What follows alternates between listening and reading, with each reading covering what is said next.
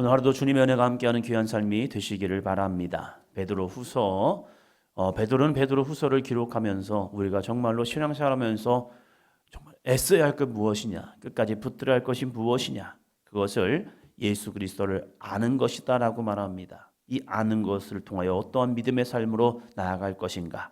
1장 1절입니다. 1장 1절 예수 그리스도의 종이며 사도인 시몬 베드로는 우리 하나님과 구주 예수 그리스도의 의를 힘입어 동일하게 보배로운 믿음을 우리와 함께 받은 자들에게 편지하노니. 아멘. 사도로서 이제 베드로가 예루살렘 공동체에서 또한 또 다른 이 공동체마다 베드로의 위상이 올라가고 있습니다. 베드로의 위상이 올라가면서 베드로가 초대교회의 지도자격으로 이제 나서기 시작을 합니다. 무명한 자가 유명한 자가 되었고 정말로 아무것도 거들떠보지 않은 사람이 사람들에게 주목받는 사람이 되었습니다. 그럼에도 불구하고 이 베드로의 고백하는 모습을 보면 이 베드로도 마찬가지로 예수 그리스도의 종이며라고 말합니다. 자신의 신분, 나의 위치, 나는 종입니다. 이 종이라는 신분을 놓으려 하지 않습니다. 이제는 나 사도야 라고 할 수도 있겠죠. 그러나 사도 바울도 마찬가지고 이 베드로도 마찬가지고 예수 그리스도의 종입니다. 종의 신분 알잖아요. 종은 주권이 없습니다. 주인의 명령대로 순종할 따름입니다. 우리의 신앙 속에서 어느 순간에 주종 관계가 바뀔 때가 있습니다.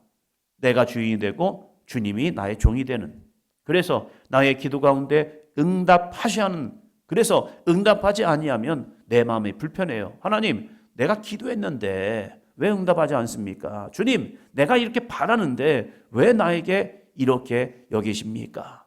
라고 하면서 주종관계가 바뀔 때가 있다는 거예요. 그러나 진짜 믿음은요, 그 관계를 잃어버리지 않는 겁니다. 아담과 하와가 왜 범죄합니까? 이 관계를 잃어버린 거예요. 여호와 하나님은 창조주고 나는 피조물인데 이들이 착각한 겁니다. 자기에게 많은 권한과 자기에게 많은 이 위임권이 주어지니까 그 위임권과 권한을 통하여서 그들이 어느 순간에 하나님과 같이 하나님의 자리에 올라서서 동등하게, 하나님 저 여기 있어요, 이 위치, 그래서 스스로의 판단, 그래서 내가 볼 때 이게 선이야, 내가 볼 때 이게 선이야 하면서 선과 악을 내 스스로 판단하려 합니다. 그것이 선악과의 열매였죠. 선악의 기준은 하나님의 말씀 안에 있습니다. 우리의 모든 신앙의 이 표대는요, 하나님의 말씀이 되어야 합니다. 그럼에도 불구하고 사단은 여전히 늘 아담과 하와 때부터 지금까지 우리의 생각과 이성에다가 내 마음을 부풀려 놓는 거예요. 우리는 결코 하나님이 될 수 없습니다. 그러나 우리가 하나님의 자리에 서도록 사단은 우리의 마음을 충동하고 있다는 거죠. 예수 그리스도의 종이며 라고 말합니다. 그러면 종은 자유가 없습니까? 거기다가 붙이는 게 뭡니까? 사도인, 이걸 넣습니다. 자기는 보내심을 받았다는 거죠. 나는 종으로서 당신들에게 보내심을 받았기에 이 말씀을 전합니다.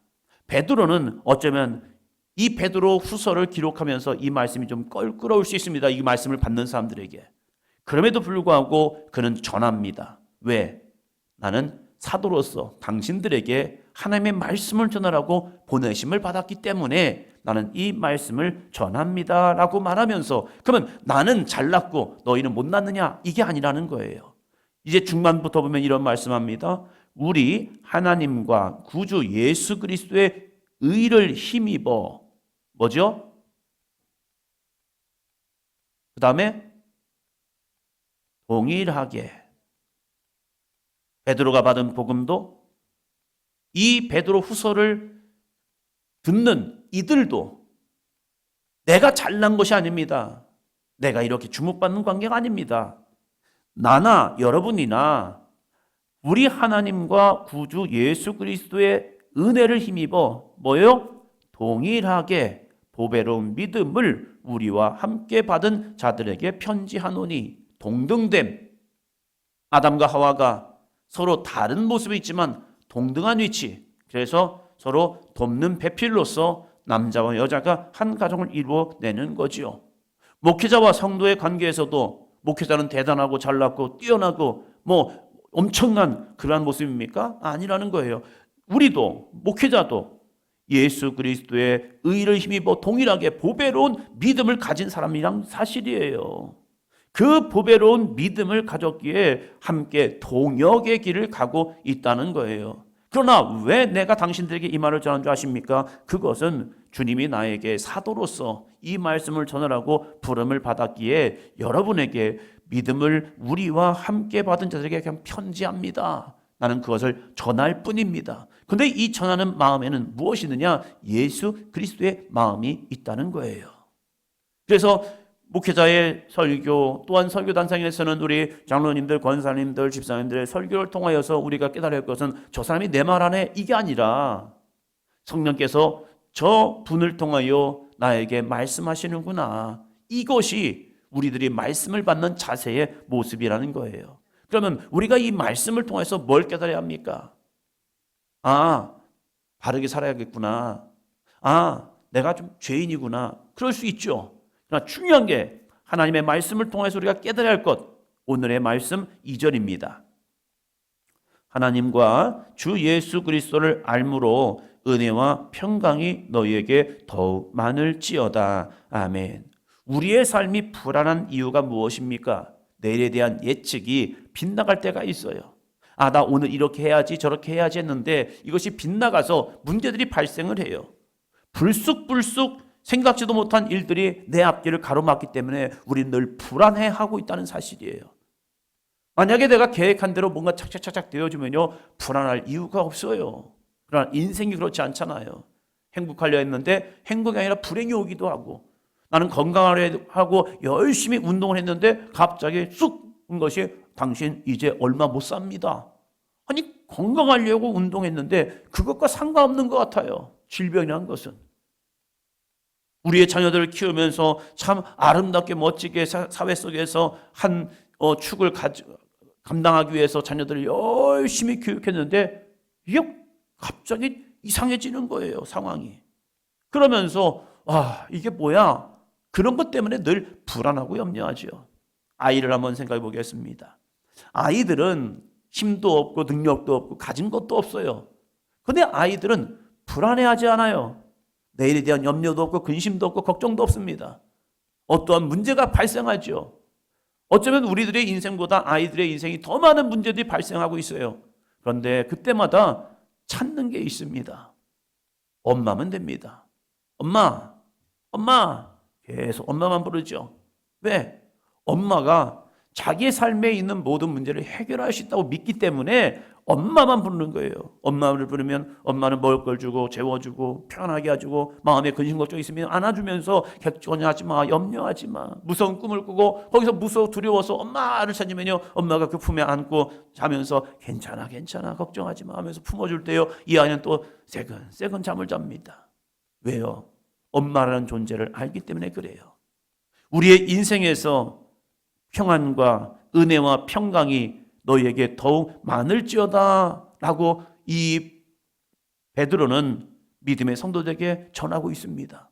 그러면 은혜와 평강은 어떻게 주어지냐 이거예요. 지금 이 베드로 후서를 기록할 때에도 많은 환난과 핍박과 고난이 성도들에게 밀려옵니다. 이 당시 예수 그리스도를 믿는 것만으로도 사회적으로도 외톨이가 되고 따돌림이 되고 그러한 형편이 있단 말이에요. 그러면 늘 불안해요. 어떻게 하지? 어떻게 하지? 오늘은 또 어떻게 살아갈까? 하면서 많은 근심과 걱정이 있을 텐데 베드로는 은혜와 평강이 너에게 더욱 많을지어다. 아니 어떻게 이게 많아지냐 이거예요. 그 이유를 앞에서 이야기하죠. 하나님과 우리 주 예수를 뭐함으로요? 알므로. 안다라는 그런 헬라어를 보면 그노시스입니다. 그냥 지식적으로 아는 것. 1 더하기 1이 2예요 하면 그러한 세상의 지식을 통해서 아는 것, 그노시스. 그러나 여기서 안다라는 표현을 쓴 단어를 보면요, 에피그노시스. 거기다가 에피라는 단어를 더 집어넣습니다. 에피그노시스라는 것은 그냥 머리로서 아는 것이 아니라 아이가 부모를 세상 밖으로 태어나서 엄마를 알고 아빠를 알면서 체득한 경험이 있잖아요. 그 체득한 경험을 통하여서 문제가 있고 어려움이 있고 내가 좀 불편하면 그때 엄마를 부르면 되는구나 라고 이 체득한 지식을 통하여서 그냥 부르는 거예요.